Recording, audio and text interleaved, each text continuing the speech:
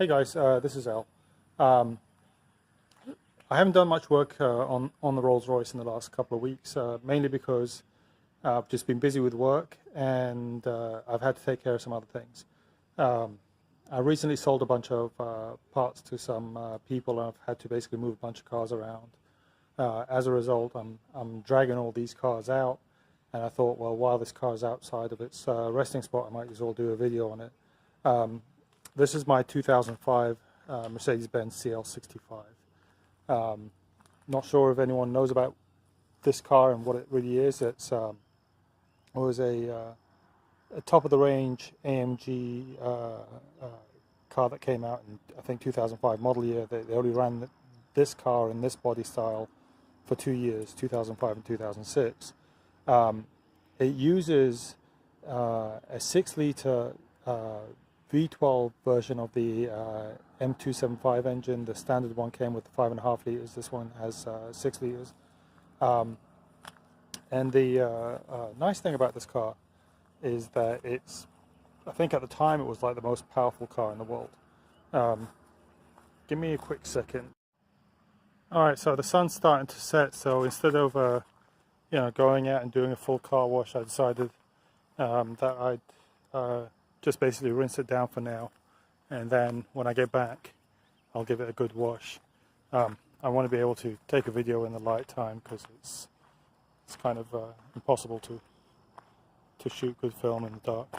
In any case, as you can see, I mean, all I did is rinse it down. It's still got whatever wax it had, when I first bought the car. Just a beautiful car. I mean, I don't know why I don't drive it, but I don't. Anyway, I need to go and get some gas, so I'm going to try to drive and hold the phone at the same time. Let me show you this car as well. So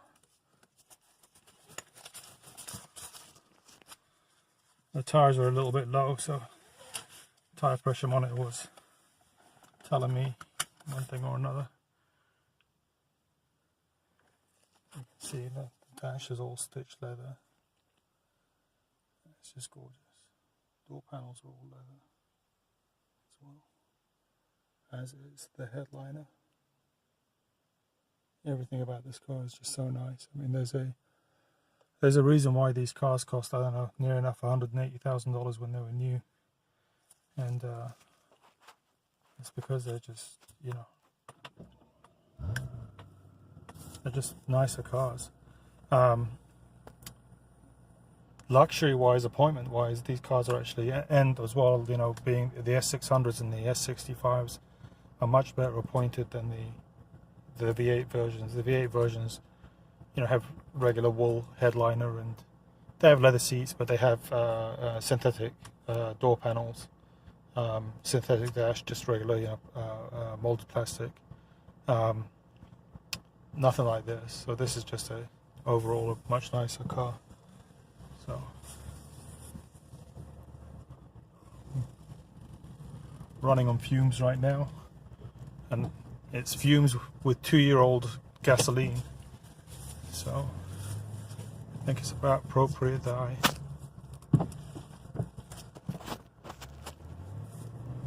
put some gas in this thing, and then maybe take it for a quick boot on the highway. Engine's like super smooth. Oh my god. Okay. Oh, you heard that, but I just lit the back tires up, just giving it some gas. I guess it didn't. Traction control is not really that effective on this thing.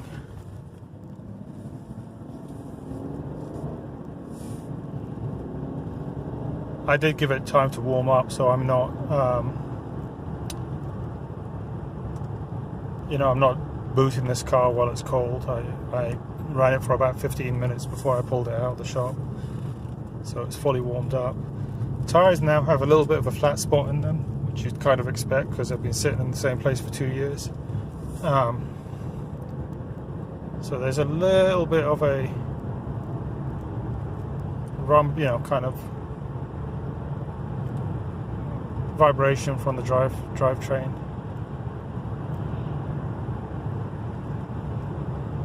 Apart from that, I mean, it's just beautiful.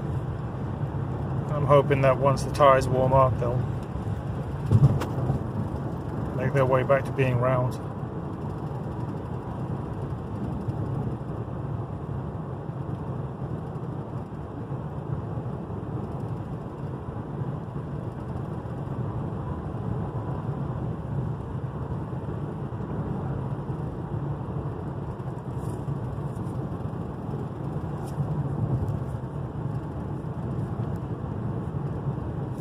So the AMG 65, the speedo goes to 220 miles an hour.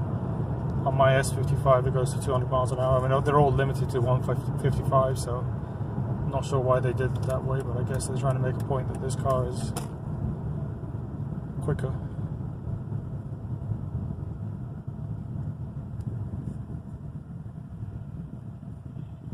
That's such a nice car.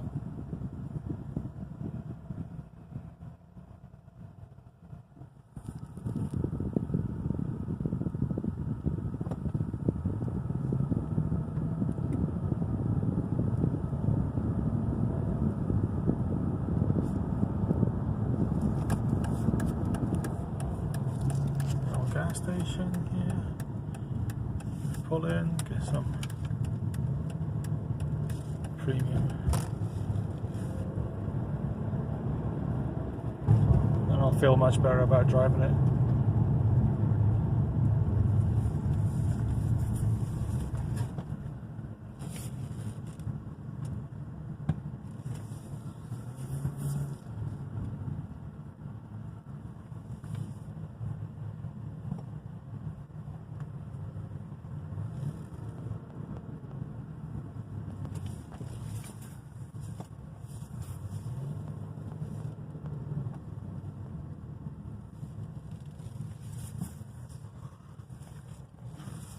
Oh, wrong side, wrong side.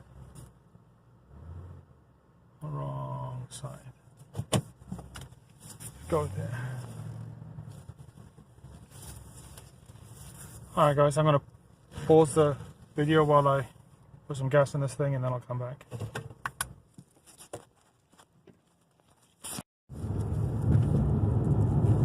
So yeah, so we're on the highway now, filled it up, put 21 gallons in.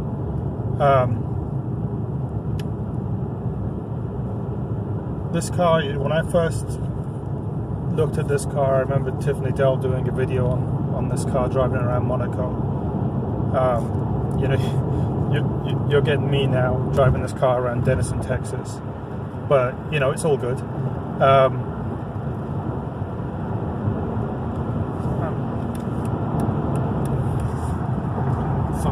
This car has just got some serious power. I'm kind of terrified of it actually.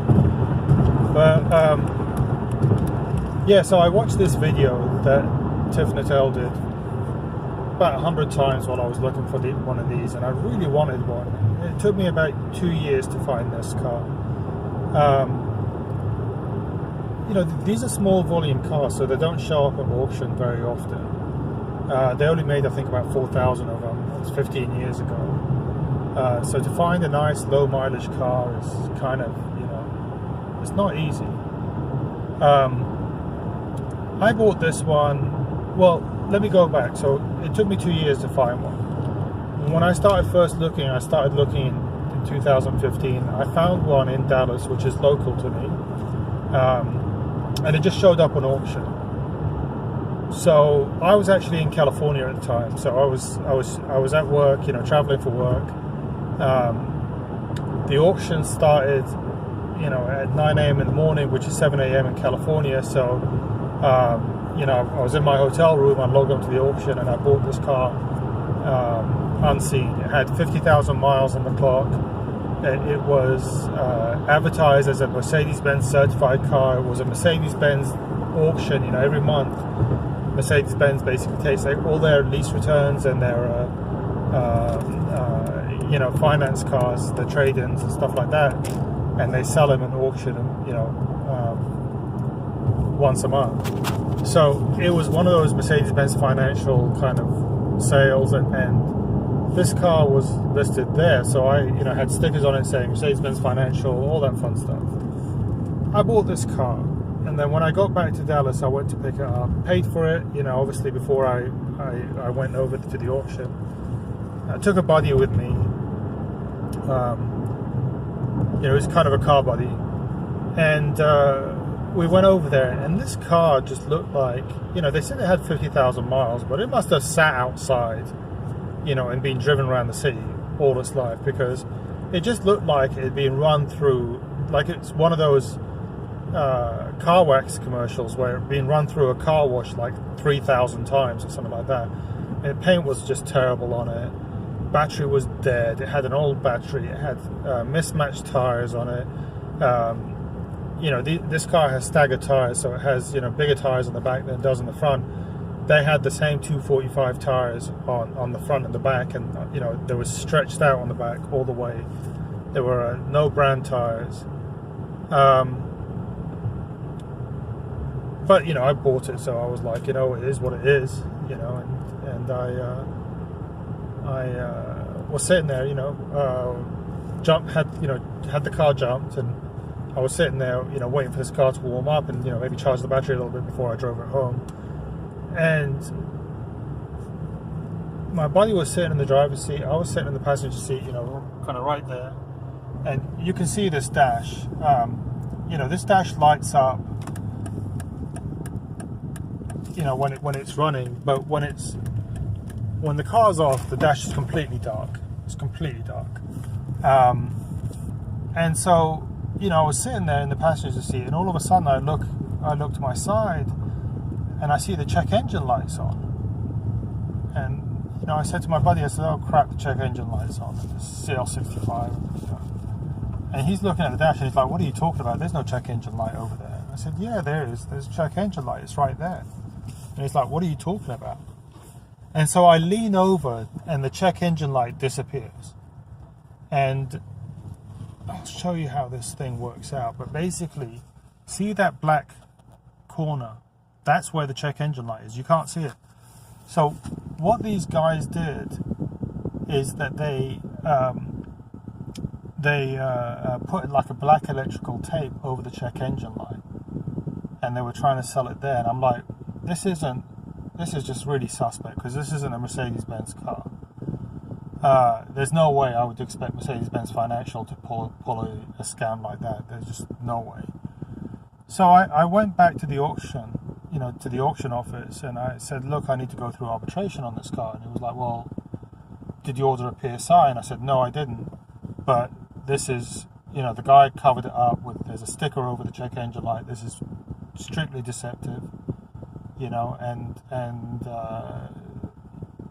you basically misrepresented the car that was sold here, because he said, it didn't have a check engine light, and it does. I was lucky that I didn't drive it off the lot, because if I drove it off the lot, I'd have zero recourse, but it was still on the lot.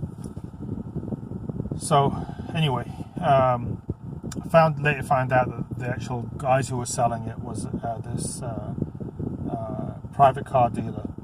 I don't know who he talked into allowing it to go through the Mercedes-Benz lane with the Mercedes-Benz stickers, but obviously somebody at the auction was doing him a favor, and needless to say, he offered me like $1,000 off the car, and I was like, no, I don't want to do business with you, and I basically made him take back the car, and that was my first experience.